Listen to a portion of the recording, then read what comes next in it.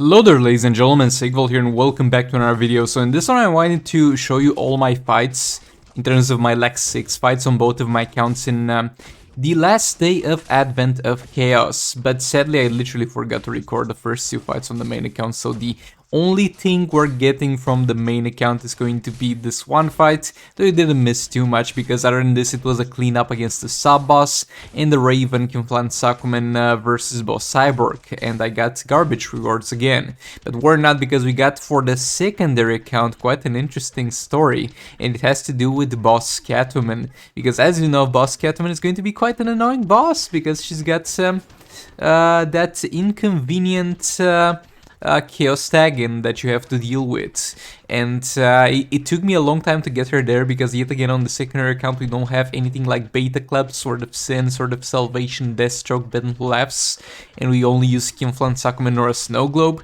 And then I realized, oh boy, that the raid is like finishing. We should wrap this up quickly or we're going to have to fight her again. It's going to be a close one. We'll have to get creative to have a chance there, but it's definitely going to be an interesting journey. But yeah, we're done with this fight. Grodd, like, one should trust us with Brainiac and Beta Club. But yeah, back to this one. So, this is what we're dealing with, and we have just 3 fights to clean this one up. And we have, in terms of passive stats, only a level 4 and a level 3 chakra, and in this fight specifically I use the level 4 chakra on Dr. Fate and Nora Snow Globe at level 3 on Kinflan Sakumen. So we got Dr. Fate killed. Again, King can only get 1/3 special out there with the clone, because the clone will get tagged out automatically by the chaos tagging. So 1/3 special of King. We have the best case scenario of doing 5/3 specials. Yet again, it doesn't matter what I do because the 3rd special costs 8 powers of 8 power bars, and it doesn't get reduced by Dr. Fate for clones. So it doesn't matter what I do, even if I tag on a full power bar in the last minute of the fight and I do the 3rd special as soon as possible, simply not recharge the missing 6 power bars in time to do it again. So it's going to be 1/3 special, best case scenario for every single clone, and we're going to try and make the best out of it. In building some combo, backing off into blocking. It's okay to take damage here because yet again he will eventually need to die. Back off again, block that special, another 3rd special in there. There we go. So now the base Kinflan Sakumen has done everything he can in terms of percentage health damage. He's gonna do more towards the end of the fight because every bit of damage matters in this fight. But for now we're going to get the clones out of the way. Block that, and perfect clone tagging. Just being a little bit annoying, but it's okay, we can take our time with the clones because we have plenty of time to do that 1/3 special. Not enough to do another one. King gets back in there and gets killed again. And the second clone getting another 3rd special in there. And yeah, sadly just not enough time for me to recharge power bars in time to do another one.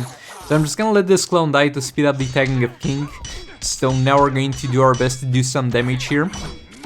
Another 3rd special in there. Oh boy, almost 400k. We're definitely ramping up the damage here, guys. A super move, it's okay, we can tank that.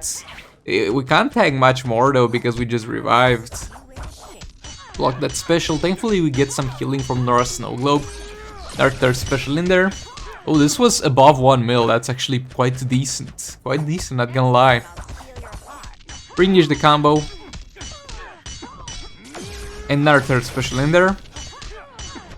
Back off. Re-engage the combo. Back off again. Block that 2nd special. Into a super move. Yet again, every bit of damage matters, and that's actually decent damage that we're dealing right now. Jump attack, 3rd special. Re-engage the combo. And 1 special one as goodbye. So this went well. This went almost as good as it could go, but still there's a lot of health left, so I had to get creative. We have Justic Flash, we're going to let him die as soon as possible. We have the full artifacts here, meaning we have a level 5 chakra and a level 3 chakra for the passive stats. I have my gearless Raven, but she's got some defense from the talents and health from the artifacts, so she should be fine unless she gets hit with the special one, because that deals dot and there's nothing that can stop her from receiving dot damage.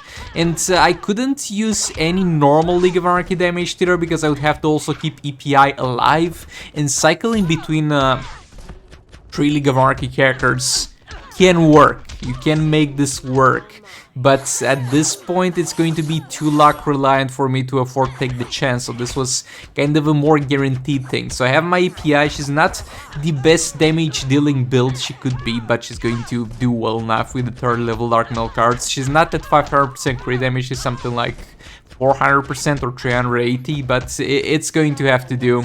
And this, for the second time of the fight, I wanted to do Armor Special 1 with Raven, and it transitioned into the EPI tag in Special 1, so not ideal by any means. Raven in there, barely resetting darkness, there we go, 5 stacks there. Special 1 again. EPI back in there. And she does decent damage, the 3rd special also does decent damage. It doesn't help us with anything to stun in terms of damage, but it helps us with keeping her pinned down and easier to hit. Boy, this tagging took a long ass time, and I missed the darkness. Could have kept the darkness if I special 1 really as soon as possible. Special 2 in there, 3 darkness tags. I wouldn't say we lost too much, but still not ideal by any means. Boy, do I hate Chaos tagging fights. EPI in there, again trying her best, dealing some decent amounts of damage. We still have one more fight after this, so we don't need to kill it, but we need to put it in killing range. Okay, so 4 darkness stacks, back to 5 darkness stacks, and we need to still use special 1 before we get tagged out, because we need to make sure it lasts long enough. EPI getting a bad tag in there, getting hit, but putting a 3rd special in there. Doing some basic hits. I think in this sequence I messed up though, because I could have continued that combo. But in that sequence I think I did the highest damage of the match in terms of the EPI thing. Not sure why I went for Illusion here, because Raven will not get tagged in again until the end of the fight. So EPI back in there. I mean, she will get tagged in, but it will be too late for it to matter anyway.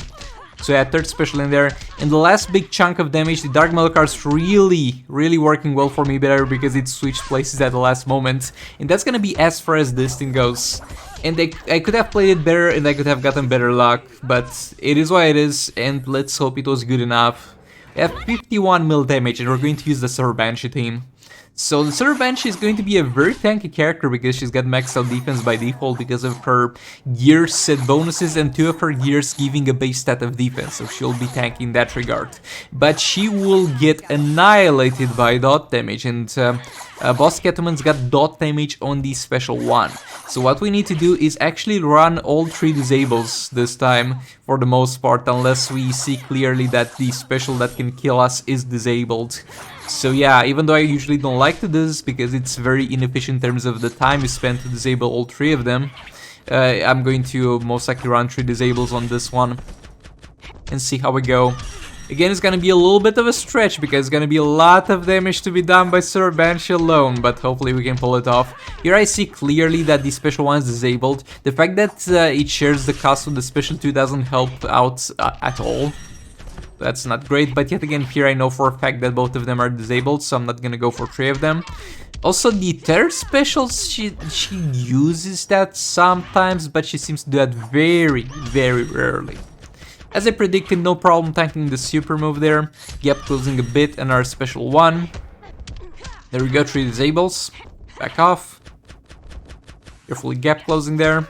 Re-engage the combo. 3rd special. Special 1 in there. Re-engage the combo. Do another special 1. Again, 3rd special available, so we don't have to worry too much about it. Building some combo again. 3rd special. Back off, special 1. Another special 1, we need to disable all of them on this one.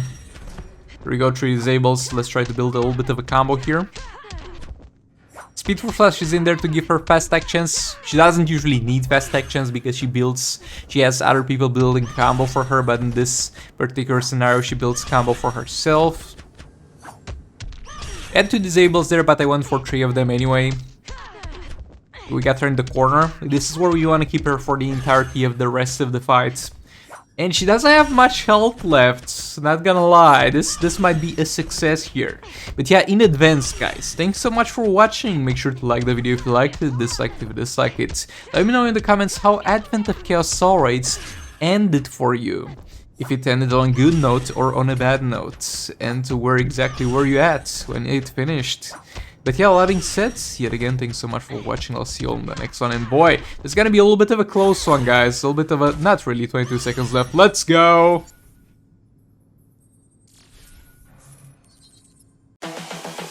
This is the future.